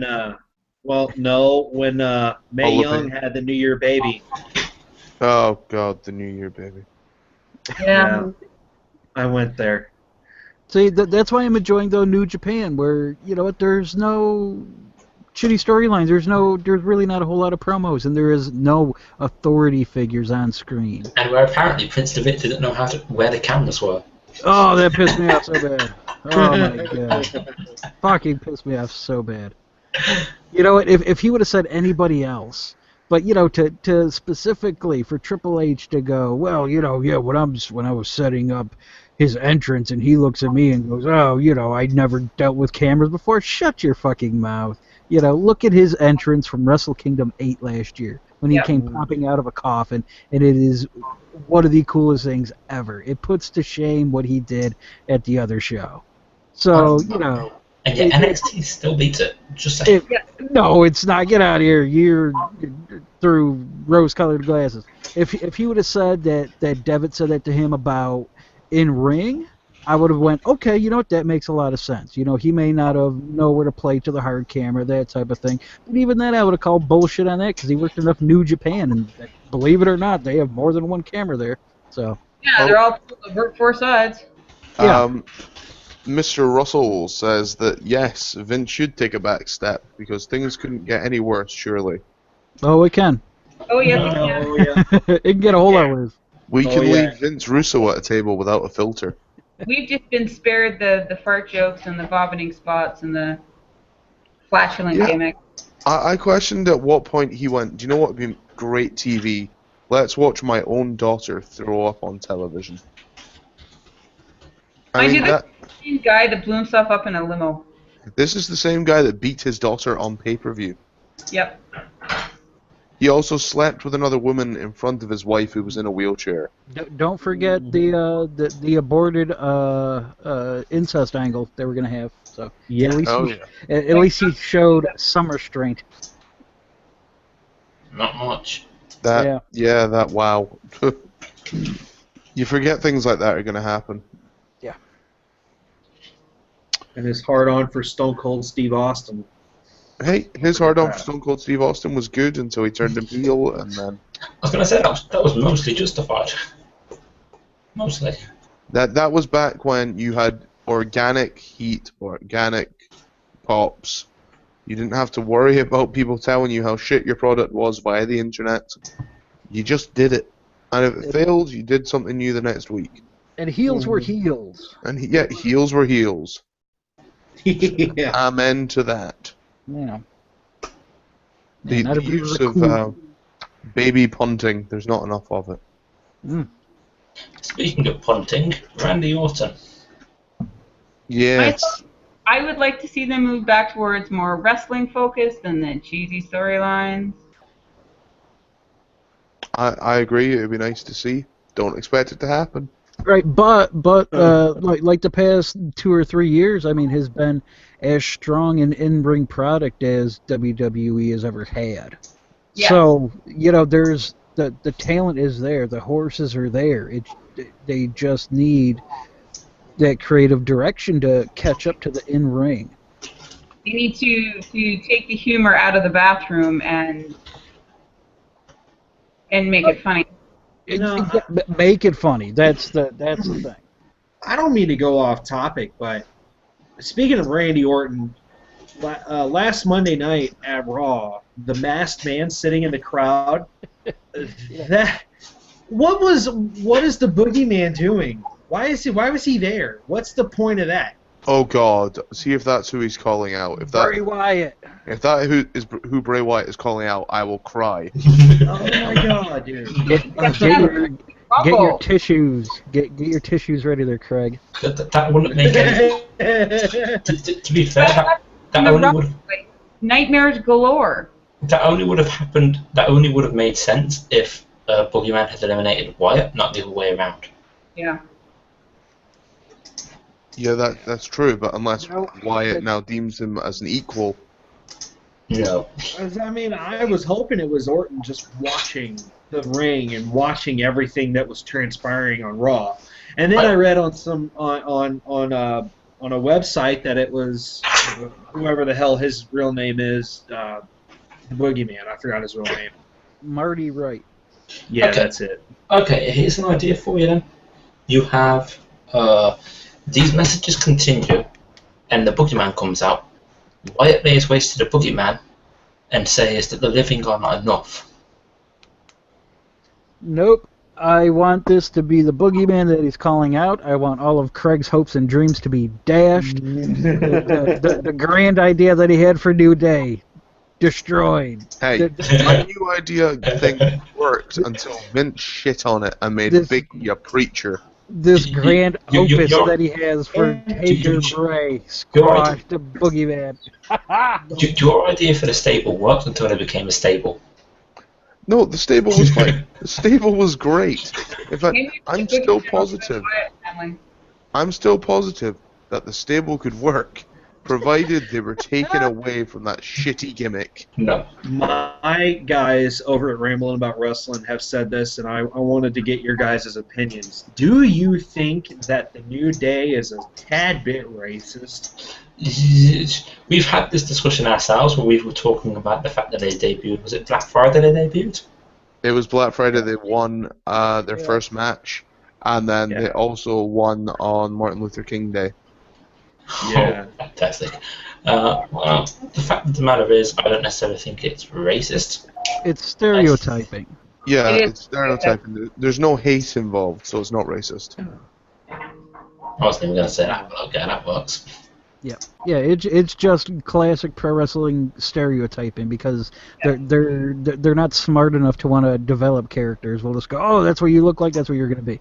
All they need to do now to save them is give them Mark Henry, let him open the Hall of Pain, and just teach them how to be aggressive. Yep. Well, And Kofi, dear God, should be the most violent of the three. The New Day is. I heard rumors that was supposed to be the reappearance of the. Don't say the Nation. Yes, it is the Nation. Nation of Domination. Nation of Domination, yeah. Nation of Domination wouldn't be bad. It possibly may have been that, but it was stopped due to Del Rio and the incident. I personally think that it was created to give those three wrestlers something to do. That, what she said. And then they had to put Kid and Cesaro together with Rose to make that work. And I'm not being funny, but Kid and Cesaro make a better tag team than the New Day. Personally, I would have liked to see R-Truth and Xavier Woods together in a tag team. Truth and Consequences. Truth and Consequences, yeah. I I'm guessing my comment just got ignored completely. It did, Chris, because it hurt me inside. Well, what I was going to say was the fact that Kid alone sucks. Cesaro alone is okay. Sucks. Oof, more or less. Good in ring. He's good in ring, but doesn't have a gimmick, so yeah, sucks. Together as a tag team, it's like Ryback and Curtis Axel together as a tag team. They're better than they are in singles. Yep. Speaking of Curtis Axel, who gave him a mic? Oh my God! Wow. Oh yeah. That was a beautiful, beautiful moment. That's the only time in recent weeks I have cheered for Dean Ambrose. And I mean that. That's a really sad thing. That is a sad thing. I mean, here he is, the son of Mr. Perfect, and wow. I was just about to say that. Here you have the son of Mr. Perfect, who is not so perfect. And he comes into the wonderful sound of the sad trumpets. We all know that he is sad because of how his career has gone. I would love to hear him talk for the next year. Let him be the new Christian. He wants his Mania match. Just you shut your mouth. You know he's going to be that guy. He's going to moan for a full year about the Mania match. Yeah. I'm really hoping he doesn't have a job in a week and a half. So He really hasn't done anything. he's terrible. I have to admit, I did like how it was. They tried to make a big deal out of the fact that the fans noticed that he was just kind of thrown out. Yeah, and personally, I'm not going to lie, you said he's done nothing in the last few weeks, Paul. I liked him on NXT. The matches he had in NXT were actually quite good. Yeah, but Yeah. you know he's a jobber down there. Who were the matches on NXT with? He had one with Baylor. Remember. He had one with Baylor. That would explain why it's Finn Balor. You don't exactly how. Yeah, it's pretty much a squash match. I was going to say, sorry, it's Finn Balor. You can't really... Finn Balor, Sami Zayn, you can't really put somebody in a match with either of them and expect it to not be a good match. I gotta say though, I have not been overly impressed with Baylor in NXT. I mean, I watched quite a bit of his New Japan stuff, and you know what? Yeah, it's not working for me. I think, one, he's still adapting to the new style. Right. Yes. And second of all, I feel like, and again, this has happened with so many indie stars, his moveset's probably been sliced in half. Yep. For By the most eighths. part. In half most and then by eighths.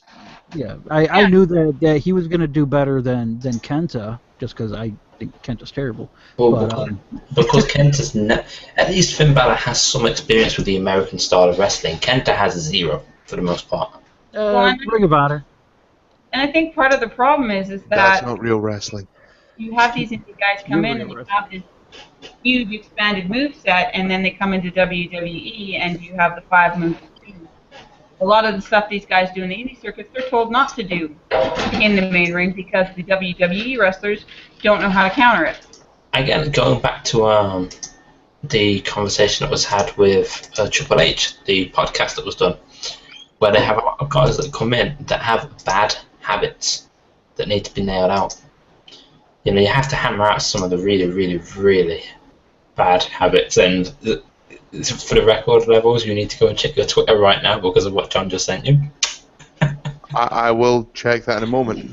Well, the problem is with that though is that you have a bunch of robots in where when everybody does the same thing, nobody stands out. Yeah. Oh God! Wow. Cesaro as the Swedish chef from the Muppets. Let's do this. Because that's not right. I'm disappointed with you, John. I never got that. Oh wow! You never watched the Muppets? No, I watched the Muppets. Are you kidding? Then what's not to get? Waldorf in the balcony? Gold. Yeah, but what's not to get? No. When you guys said he sent a tweet out, I didn't get it. No, he sent it to levels. Gurdy. Really good. Oh, that makes me too happy. Oh, that, and the sad part is, with Vince being Vince and having people quoting Looney Tunes, that could very easily happen. Suffer and succotash. Suffering Succotash, that was a super spear. Suffer and succotash. I mean, Rubbish. Who said that? Was that? Sylvester the Cat. Yep. No. Who said that on Raw though? Roman it was Reigns. Reigns. Roman Reigns. Jesus Because Vince Christ. tried to punish him with a shitty promo. Well, while JBL's up on top of the roof, put Roman out there too, on top of the roof. Hopefully they get blown off. Tell you, for an old guy, that clothesline from hell is so damn impressive. Yeah, it was, but that's about the only impressive thing JBL's done so far. He's coped with Michael Cole? Yeah, Now think he's he was. Booker T, so Oh God, get rid of Booker T too. If I swear to God, if I hear that duck fucking thing again, shucky ducky quack quack. shut up. Just fire Booker T, fire Cole, fire JBL, and get some new people in there, please. Please. I'm sensing some love here. Oh, mad love, raging, infuriating love. Okay, guys. As we go into the last 15 minutes of the show, I just want to get your thoughts on something. Obviously, as stars are coming up from NXT, we're beginning to see new gimmicks, and we've already kind of mentioned Kalisto as this gay hairdresser. Do you believe that as stars come up from NXT, they are almost handed over to a different creative team, or do you think they get to say, "This is who I am on NXT, this is who I remain"? No, they get given a completely different creative team, and Vince goes, "Hey, let's have Danger Mouse as a gimmick." You know that song that was on Aladdin? I think it was on Aladdin. A whole new world. Oh yeah.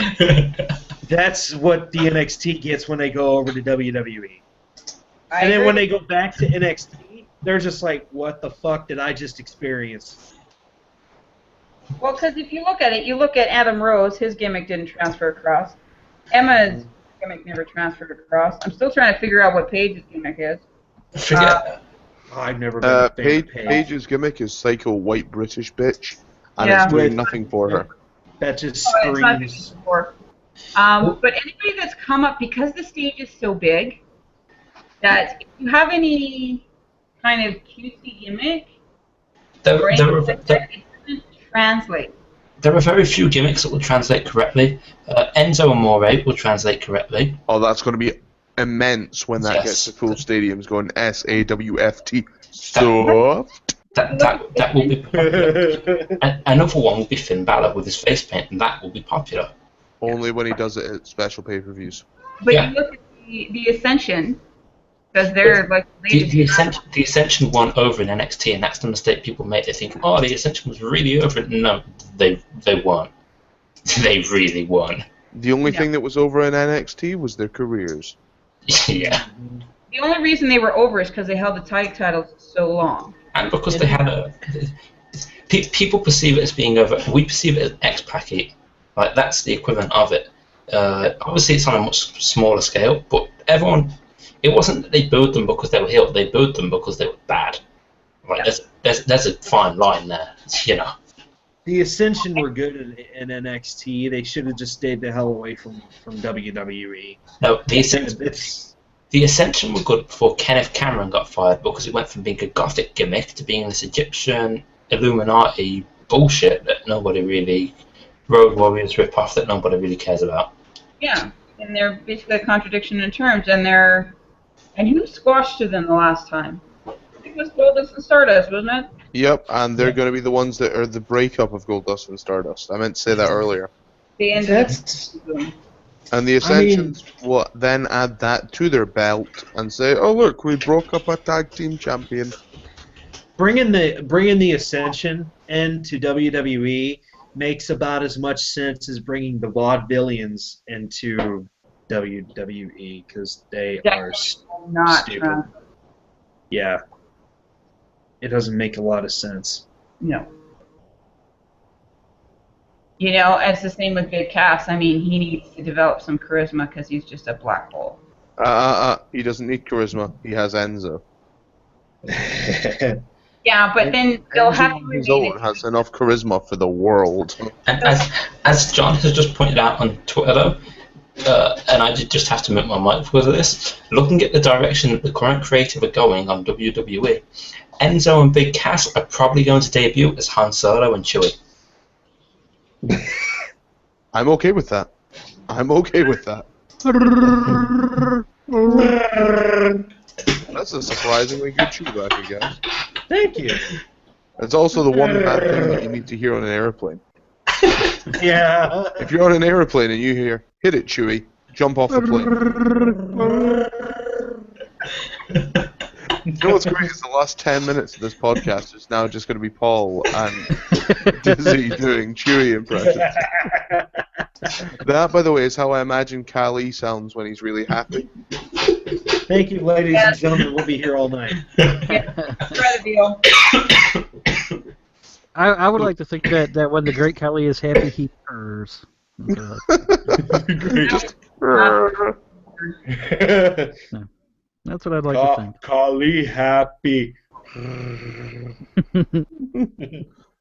there's no happy there. It's just Kali. Kali like Natalia. Listening to him sing Christmas carols was brutal. I'm just a sexy boy. Sexy boy. It's almost as Now- painful as watching him walk. So It's like Steve. That's like Okay. I don't know. Listening to him sing reminded me of Stephen Hawking for some. Don't Yeah, insult I went Stephen. there. I went there. At I least, totally went there. yeah, but at least you can have an intelligent conversation with Stephen Hawking.